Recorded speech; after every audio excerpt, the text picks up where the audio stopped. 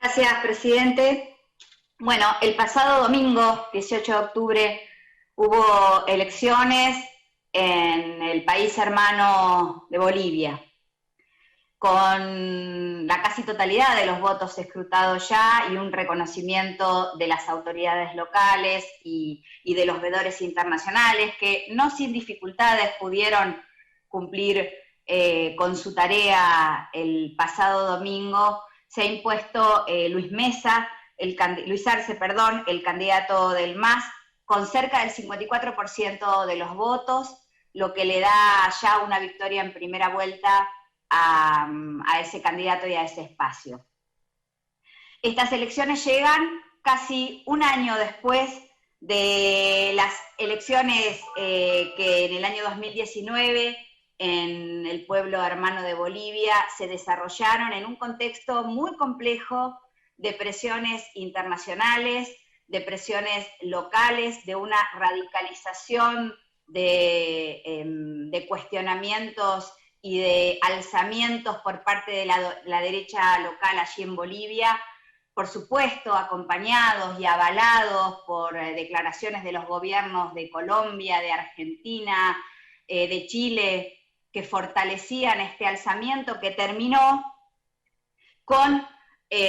forzando la renuncia del presidente electo, recientemente electo en esas elecciones, Evo Morales, el 10 de noviembre del año 2019. En ese contexto de elecciones del año 2019, la OEA,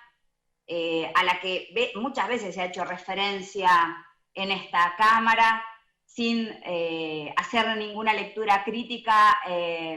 que aluda al deterioro institucional y a la falta de legitimidad que muchas de las acciones recientes que la OEA está tomando provocan, entre otras cosas, por ejemplo, un reciente pedido de renuncia de quien hoy encabeza el organismo internacional por parte del gobierno de México, justamente por la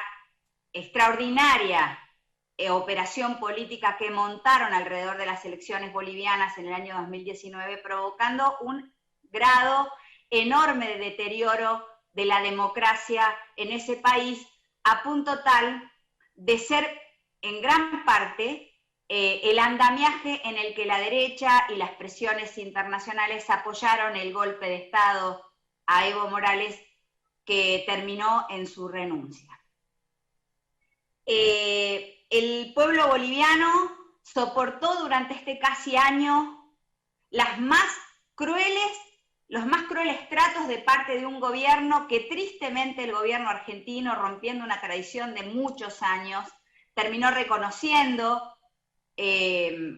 por supuesto, porque todo ese proceso respondía a los mismos intereses a los que el gobierno del presidente Macri respondió durante sus 4 años y que claramente procuraban facilitar el acceso a los recursos naturales, a las riquezas de nuestros países y claramente deteriorar una democracia que los gobiernos nacionales y populares de las últimas décadas en América Latina habían consolidado y que habían logrado organizar a través de organismos internacionales que los nucleaban y que les permitían una defensa integral de los recursos y de los derechos que estos países en los que nos toca vivir y en los que orgullosamente vivimos reclamaban en el contexto internacional.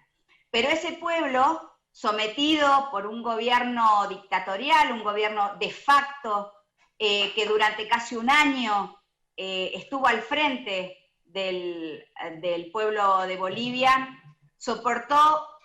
maltratos, persecuciones, asesinatos, pobreza extrema, desconocimiento de derechos y sin embargo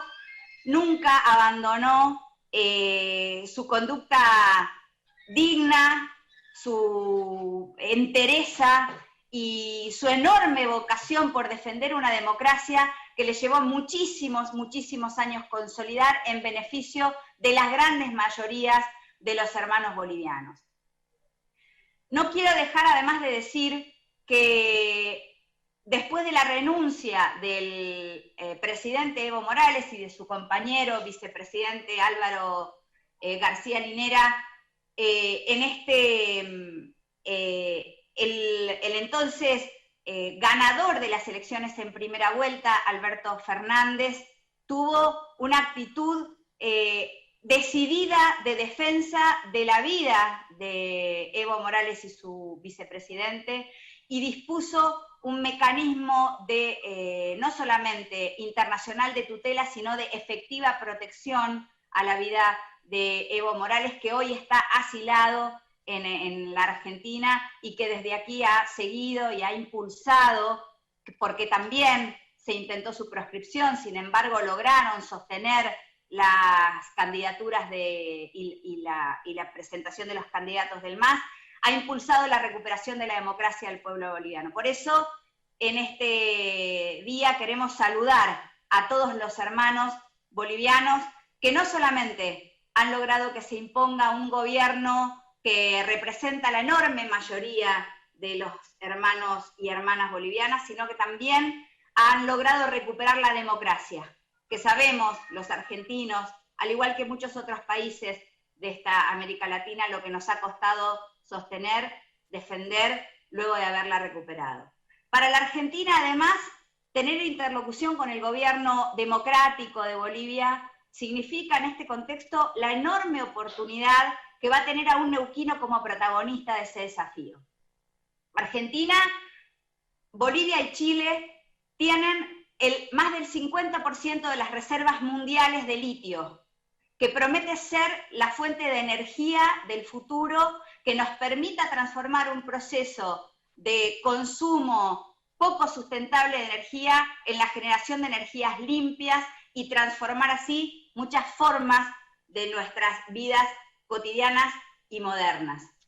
Darío Martínez, como secretario de Energía de la Nación, va a tener el enorme desafío de construir esa articulación que nos permita convertir en un factor más de riqueza y de oportunidades para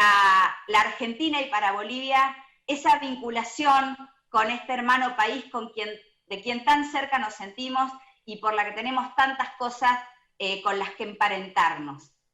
La producción de litio y todo su encadenamiento de valor es probablemente de las vedettes en materia de generación de energía. Vamos a tener allí también la oportunidad de hacer historia con este gobierno que hoy encabeza Alberto Fernández y Cristina Fernández de Kirchner, que además han decidido que los argentinos crezcamos y que crezcamos aprovechando estas maravillosas oportunidades que tenemos para todos y todas. Auguramos un futuro de muchas buenas noticias para los hermanos y hermanas bolivianas y esperamos que este hermanamiento que nos va a encontrar también trabajando en otros aspectos de nuestra vinculación genere enormes oportunidades para estos dos pueblos que tenemos tanto en común y que tan orgullosamente hemos cobijado en nuestra tierra. Muchas gracias, señor presidente.